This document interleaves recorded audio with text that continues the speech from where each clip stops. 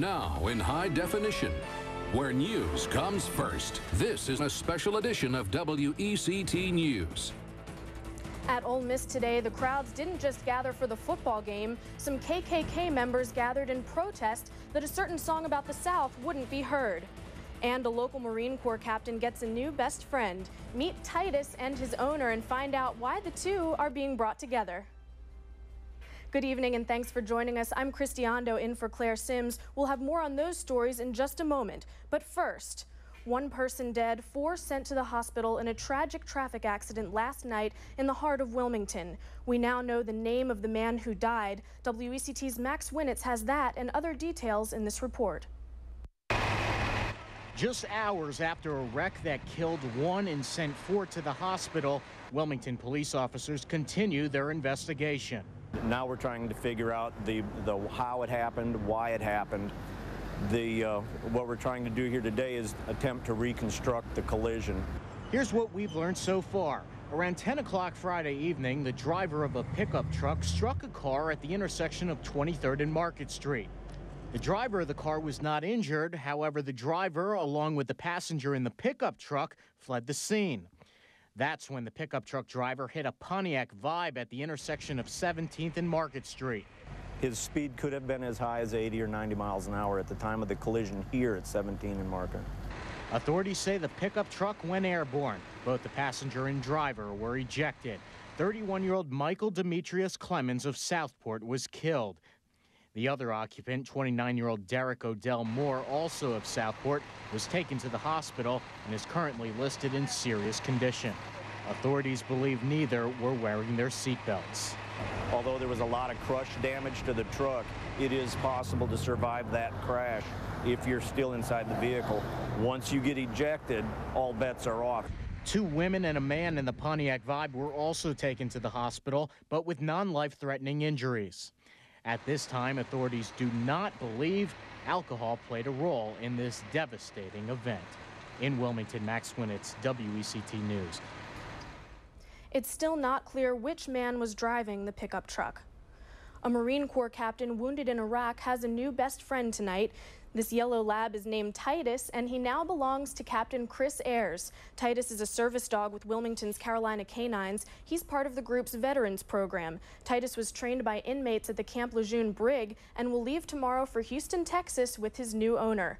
Ayers sustained a major leg injury in Fallujah several years ago, and he's had a hard time getting around. He says Titus will help him with all kinds of things like picking up items from the floor, but he'll do more than that. If I can prevent half of that stuff from happening with Titus being in my life and helping me do certain things, I'm going to be a lot more enjoyable towards the end of the day, not going to be so cranky, and you know, I'm not going to be as whooped towards the end of the day. Titus is the 7th dog that Carolina Canines has placed with a wounded veteran. Well, Brunswick County's newest senior center has officially opened its doors.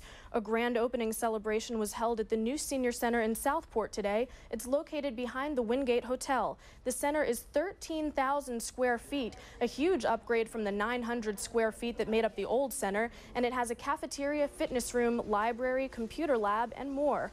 1 year ago, Brunswick County commissioners decided to purchase the building for $2.5 million. It used to be a grocery store. There is talk now that the towns of Calabash, Supply, Leland, and Shallotte could soon get senior centers as well. A local Cub Scout pack is helping people in need of some warmth this holiday season. Pack 702 sponsored the 4th annual Cozy Coats project at Hugh McCray Park today. Members of the community dropped off new and used coats. Those coats will benefit folks at the Good Shepherd Center, First and Families, and the Domestic Violence Shelter. At last check, around 4,400 coats had been collected. They work really hard to do good deeds, so I think we feel very fortunate to be able to give back to our community, and we're really fortunate this year that we were able to bring it out to the park and try to involve as many people as we could so we can just give more coats. Cub Scout Pack 702 is still accepting coats. If you'd like to drop off a new or used coat, contact the Boy Scouts office on Longstreet Drive in Wilmington. And while you're digging out some of those coats, we hope you'll think about donating to our annual toy drive as well. WECT and WSFX are collecting toys for the Salvation Army. You can drop off a new unwrapped toy from now until December 11th at a number of BB&T and Port City Java locations. There are 65 drop-off points, so there should be something close to you. For a full list, visit our website, WECT.com. And don't forget our Weller's Wheels collection. These are pictures from last year's bike drive. You can drop off a new tricycle or bike for a child right here in the WECT studios on Shipyard Boulevard by the port. We also encourage you to purchase a helmet to go with the bike. The Senate is taking a test vote tonight that will determine what happens next when it comes to health care reform. We'll let you know what's expected to come out of tonight's 8 o'clock vote. And the KKK causes a stir at Ole Miss. They say the school is losing its Southern heritage. School leaders say a song they've banned was sending the wrong message. But first, let's check in with First Alert meteorologist Colin Hackman with a look at your First Alert forecast. Colin. The U.S. Senate has called an important vote this evening on health care reform. The Senate is voting on whether to begin debate on a bill, and Democrats need to hang on to every one of their 60 votes to continue this showdown. Brian Moore has the story from Washington. Hours before a critical vote on a health care reform bill, President Obama went to Capitol Hill this morning to lobby Democrats for the legislation that could be his legacy. This is our moment to live up to the trust that the American people have placed in us, even when it's hard, especially when it's hard. Outside the Capitol, Republicans rallied against the bill.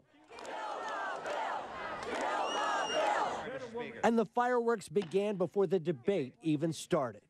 Mr. Speaker, I ask unanimous consent to revise my remarks in support of reforms that ensures that no mother... There's no request before the House yet. Both sides reached out to the pivotal conservative-minded Blue Dog Democrats who've been wavering over the bill's costs and benefits. Weighing in at nearly 20 pounds, this bill comes out to over $530 million of spending per page. But most of all, Maddie says, don't tax me to pay for health care that you guys want. If you want health care, pay for it yourselves. Democrats called it a historic opportunity. History will mark which side we're on, providing quality, affordable coverage for all Americans or the status quo. Don't believe the scare tactics you're hearing from the other side. This bill is good for seniors, good for young adults. One key to passing the bill was an amendment banning government-funded abortions. There's no guarantee that at the end of the day this language will be in the bill. Republicans and Democrats are far apart on the issues, but agree no matter what. This vote is a turning point for health care in America. The president is still hoping to have a bill ready to sign by the end of the year. In Washington, I'm Brian Moore, WECT News. Christy? Thank you, Brian. Stay with WECT News for continuing coverage of that health care vote set for 8 o'clock tonight. We'll have details on the results and the next step tonight at 11. Forecast shows some much needed change on the way. Look at that. Tuesday, 71. Wednesday, 71. A cold front moves through Wednesday night, knocking our temperature down to 66 for your holiday for Thanksgiving. 40, your overnight low from Thursday into Friday, and then a gradual warm up as we start to go through the weekend and into the next work week. But for me, you know, we got to get through this rainy day, and then Monday, potentially some rain, at least until lunch, maybe beyond. Then things really start to improve and improve quickly. Not looking bad for Turkey Day. No, not looking bad at all. You think they're going to stay dry at the reggae festival tonight, too? I think tonight they will. I think that's a 2-day event. We'll see how it goes tomorrow. Yeah, you might want to... they won't mind, right? Might want to bring the umbrella. Going. You never know. Yeah. All right. Well, Colin, you might like this next story. Some college students in Philadelphia thought they'd escaped the gym class requirement after high school, but they're wrong. A historically black college outside Philly is requiring its chubbiest students to take a gym class or skip out on getting their diplomas. Officials at Lincoln University say obesity and diabetes are too high in the black community for them to ignore it on campus. Next year's graduates are the first to be affected by the mandate. School personnel say about 80 students, or 15% of the class, have yet to meet the requirement. Now, would you be okay with more gym class in college? I have a feeling I know that answer. Yeah, why not? You know, that's really the only thing I did good at in college. So, See, me personally. I wouldn't be happy with that. Depends what we're doing. But well, if they're making them run laps or something. Or lift weights, yeah. Well, different strokes for different folks. You know, one team that could have used a little more time in the weight room today, North Carolina State. They were playing as well as the North Carolina Tar Heels.